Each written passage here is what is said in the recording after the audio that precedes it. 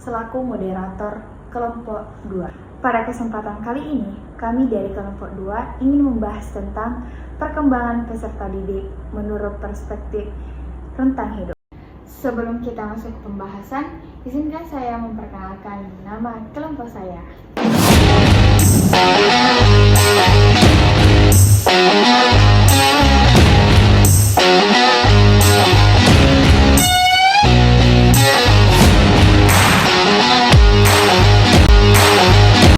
Adapun topik yang kami akan bahas menyangkut poin utama yaitu tentang apa sih itu karakteristik perkembangan masa kanak-kanak, masa remaja, dan masa dewasa awal, tengah, dan berkelanjutan.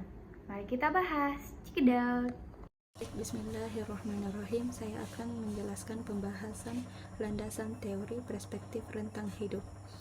Perspektif rentang hidup dikemukakan oleh Paul B. Baltes yang menekankan bahwa perkembangan manusia merupakan proses multidimensional dan multidireksional yang berlangsung sepanjang hayat.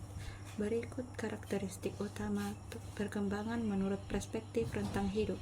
Karakteristik perkembangan terbagi menjadi 4. Yang pertama ialah multidimensional. Multidimensional adalah perkembangan melibatkan berbagai aspek seperti fisik, kognitif, dan sosial emosional yang saling berinteraksi. Multidimensional dalam perkembangan manusia berarti pertumbuhan dan perubahan pada individu tidak hanya terjadi dalam satu aspek saja, tetapi melibatkan beberapa dimensi atau ranah yang saling berkaitan dan mempengaruhi satu sama lain. Dimensi-dimensi itu tidak lain ialah perkembangan fisik, perkembangan kognitif, dan perkembangan sosial Perspektif emosional. rentang hidup memberikan kerangka yang komprehensif untuk memahami tahapan perkembangan dan karakteristik peserta didik.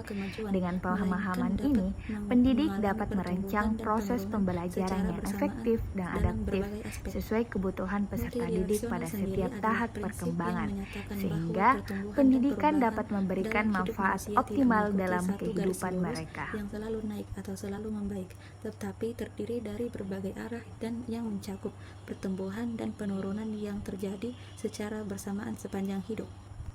Yang ketiga ialah plastisitas.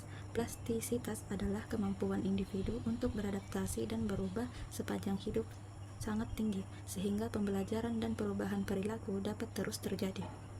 Plastisitas sering disebut neuroplasticity atau brain plasticity, adalah kemampuan bawaan dari sistem saraf, terutama otak, untuk berubah, beradaptasi, dan mengatur ulang strukturnya dan fungsinya sepanjang hidup sebagai respon terhadap pengalaman, pembelajaran, dan cedera atau rangsangan dari lingkungan.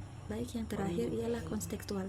Kontekstual ialah perkembangan sangat dipengaruhi oleh lingkungan sosial, budaya, ekonomi, dan sejarah yang melingkupi individu.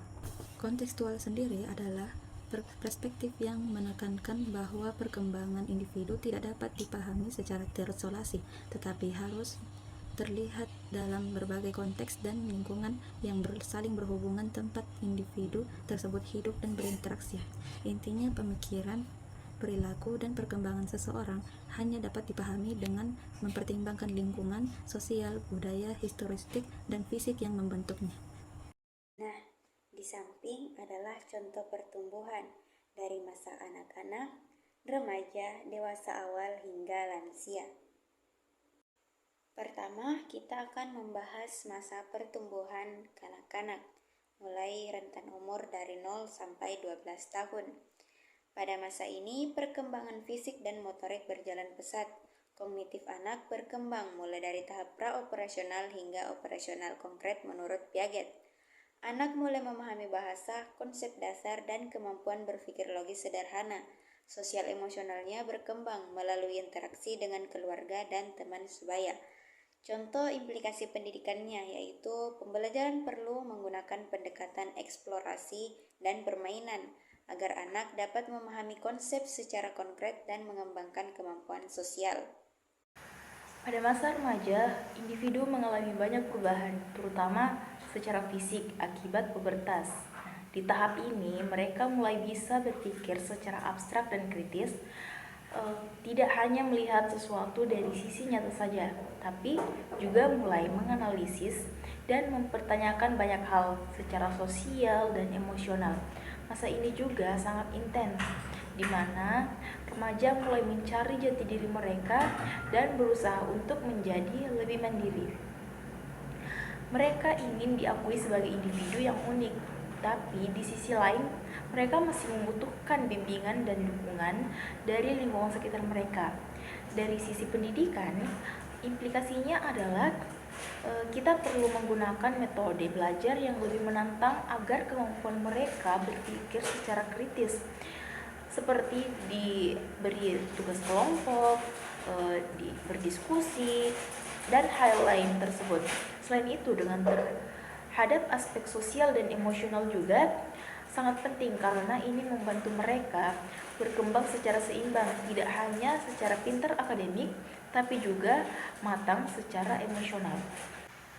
Ketika masuk masa dewasa awal, individu biasanya mulai menapati dunia pendidikan tinggi atau dunia kerja. Nah, seperti sekarang kita saat ini, yang dimana kita sedang memasuki dunia pendidikan tinggi, yaitu berkuliah ataupun ada yang bekerja. Nah, di fase ini kemampuan kognitif sudah mencapai puncaknya, di mana artinya seseorang sudah bisa menganalisis dan memecahkan masalah dengan cara lebih logis dan matang, dan di mana fokus atau tujuan hidup juga bergeser dari sekedar mencari jati diri menjadi membangun karir, menjalin hubungan, hingga sampai membentuk keluarga. Implikasinya dalam pendidikan adalah pentingnya pengembangan keterampilan profesional dan manajemen diri, di mana di tahap ini sebaiknya diarahkan pada hal-hal yang mendukung kesiapan kerja, tanggung jawab, serta kemampuan mengelola waktu dan hubungan sosial secara efektif. Jadi bisa kita lihat bahwa setiap perkembangan manusia memiliki karakteristik dan kebutuhan pendidikan yang berbeda. Dengan memahami ini, kita bisa menyesuaikan metode pembelajaran agar lebih efektif dan relevan tiap tahap kehidupan. Baik, di sini saya akan menjelaskan tentang masa dewasa tengah dan lanjut, di mana umurnya itu sekitaran 41 ke atas. Meski kemampuan fisik menurun, kemampuan kognitif masih dapat dipertahankan melalui pengalaman dan pembelajaran berkelanjutan. Kebijaksanaan dari pengelolaan emosi menjadi lebih berkembang. Untuk implikasi pendidikannya, pendidikan sepanjang hayat penting, termasuk pelatihan ulang dan kegiatan sosial yang menstimulasi mental dan emosional. Selanjutnya yaitu pentingnya perspektif rentang hidup dalam pendidikan, di mana memahami perkembangan peserta didik dan perspektif rentang hidup yang memungkinkan pendidik untuk yang pertama menyesuaikan metode dan materi pembelajaran dengan tahapan perkembangan. Yang kedua, mengembangkan pendekatan holistik yang mencakup aspek fisik, kognitif, dan sosial emosional. Dan yang ketiga, meningkatkan motivasi belajar dan keterlibatan peserta didik. Dan yang terakhir, mendukung pembelajaran sepanjang hayat untuk adaptasi perkembangan berkelanjutan. Dapat kita simpulkan bahwa perkembangan peserta didik adalah proses dinamis dan kompleks yang berlangsung sepanjang hayat. Perspektif rentang hidup memberikan kerangka yang komprehensif untuk memahami tahapan perkembangan dan karakteristik peserta didik.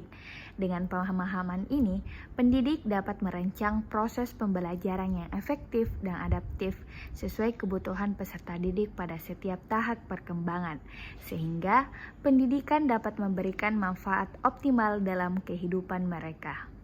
Baik, itu saja yang dapat kami sampaikan. Kurang lebihnya mohon dimaafkan.